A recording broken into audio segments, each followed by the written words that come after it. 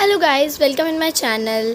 This is Ridham Vats, class 9 student as like you, where you share your problems with me and I share my problems with you related to our class 9 studies.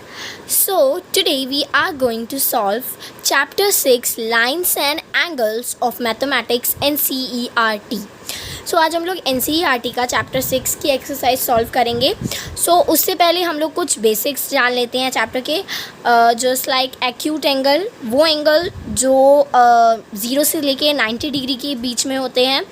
Right angle जो 90 degree का होता है. ऑब्स्ट्यूग angle जो 90 degree से लेके 180 degree तक होते हैं. 180 डिग्री का टोटल स्ट्रेट एंगल होता है. और रिफ्लेक्स एंगल जो पूरा 360 होता है, रिफ्लेक्स होकर आता है. तो नेक्स्ट अब हमारा आता है लीनियर पेयर्स ऑफ एंगल्स क्या होता है. सो उसको समझते हैं.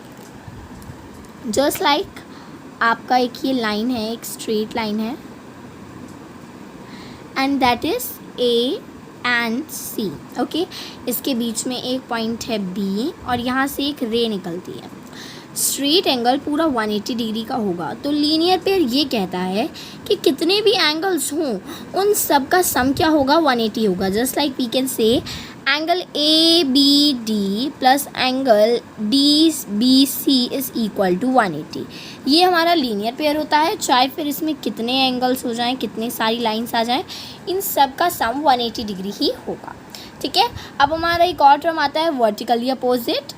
ये वर्टिकली अपोजिट में क्या होता है, वर्टिकली अपोजिट हमारा ये कहता है कि ये जो वर्टिकल अपोजिट एंगल्स हैं, जब दो लाइन आपस में इंटरसेक्ट करती हैं तो हमेशा ये वाला और ये वाला एंगल और ये एंगल इक्वल होंगे. अगर ये 40 डिग्री है तो ये भी 40 डिग्री होगा बाय वर्टिकली अपोजिट. अगर ये 20 डिग्री है तो ये भी 20 डिग्री ही होगा. ठीक है. सो ये हमारा होता है वर्टिकली अपोजिट एंगल और वो हमारा लीनियर पेयर होता है. ठीक है. ओके, सो ये हमारा NCERT का क्वेश्चन नंबर 1, जिसमें कहा है कि जो लाइन ए बी है, यानी ये जो लाइन दी गई है हमारी, इसमें कहा गया है कि जो लाइन ए बी है उसको सी डी एक लाइन इंटरसेक्ट कर रही है. Line A B is intersected by C D at point O. Point O पे वो इंटरसेक्ट कर रही है. ओके, एंड हमें नेक्स्ट दिया गया है गिवन. पहले नोट करते हैं कि क्या दिया गया है हमें क्वेश्चन में.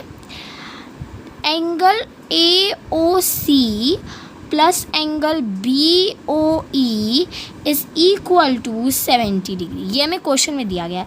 यानी एंगल ए ओ सी ये वाला एंगल, अगर इस वाले एंगल को बी ओ ई यानी इस वाले एंगल के साथ ऐड करेंगे तो हमारा 70 डिग्री आएगा.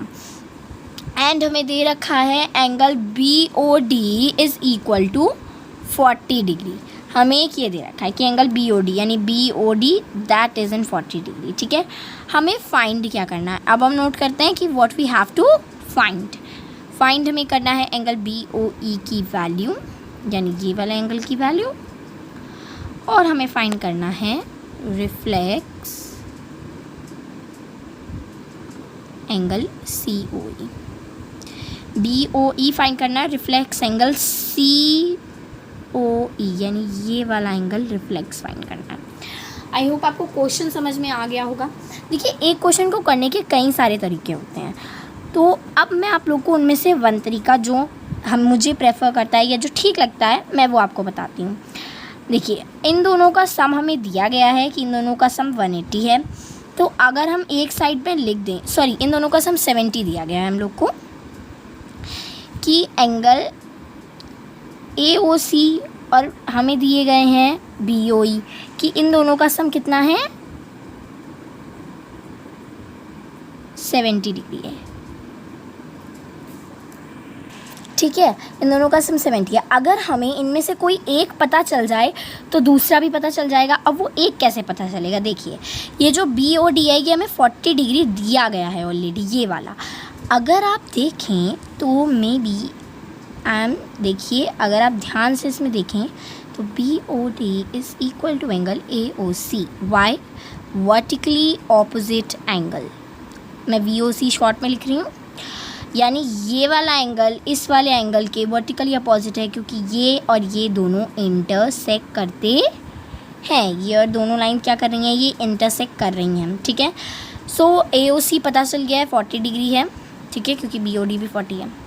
तो 40 degree plus angle BOE is equal to 70 degree, then angle BOE is equal to 70 degree minus 40 degree, and that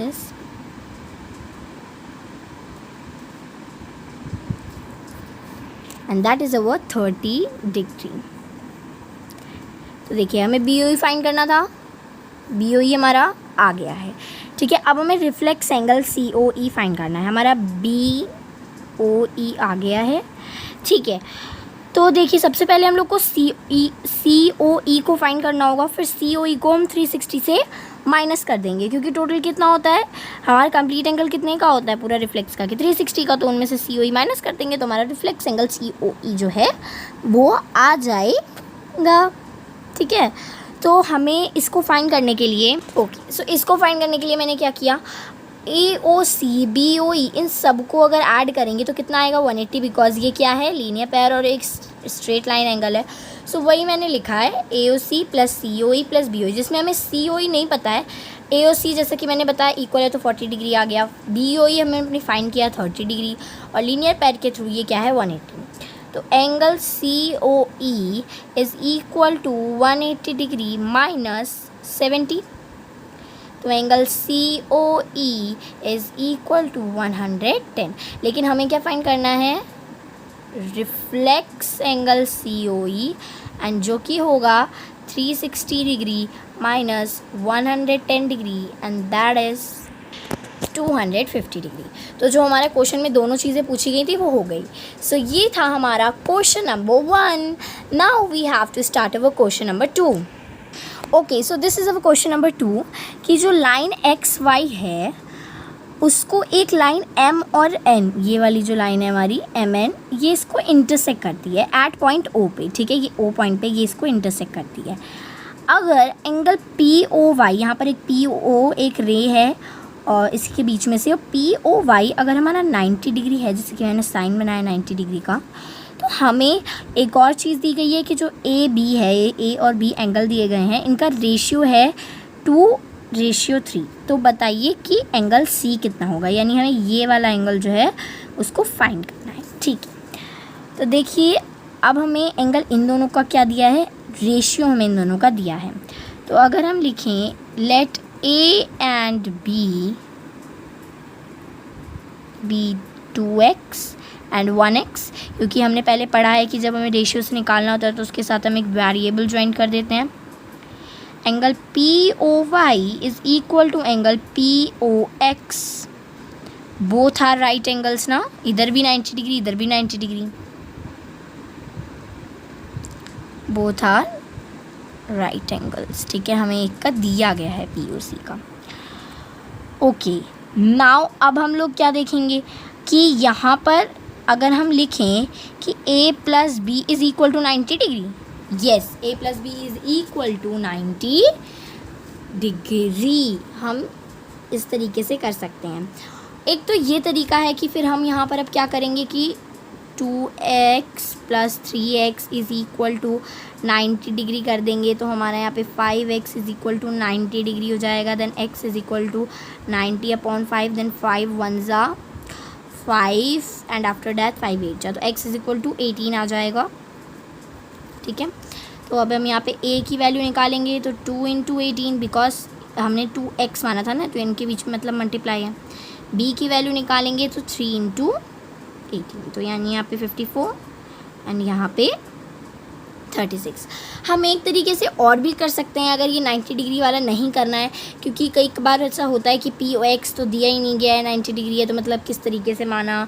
तो हम एक चीज़ और कर सकते हैं कि इन सब का सम 180 होगा ना, तो हम A plus B plus 90 is equal to 180 रख सकते हैं, A और B की वैल्यू, यानी हम ऐसे रख सकते हैं 2x plus 3x plus 90 degree is equal to 180 degree.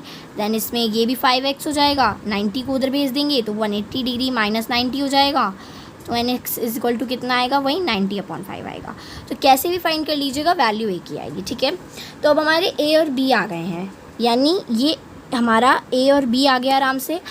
अब क्या करना है, अब इसमें क्या हो सकता है, अब देखिए यहाँ पे अगर हम b और c को ऐड करें तो आप इस तरफ से देखिए, इस तरफ से ये एक स्ट्रेट लाइन है और इसके ऊपर b और c बना हुआ है एंड ये लीनियर पेयर बन रहा है क्योंकि यहाँ पे x और o जो है ये इसको काट रही है। तो हम क्या करेंगे, b प्लस सी कर दें और इक्वल टू में 180 रखेंगे ना, क्योंकि ये लीनियर पेयर है। तो ऐसे ही मैंने किया, मैंने बी और सी की जगह एंगल के नेम रख लिए हैं MOX और XON। आप BC प्लस इक्वल टू 180 रख सकते हैं।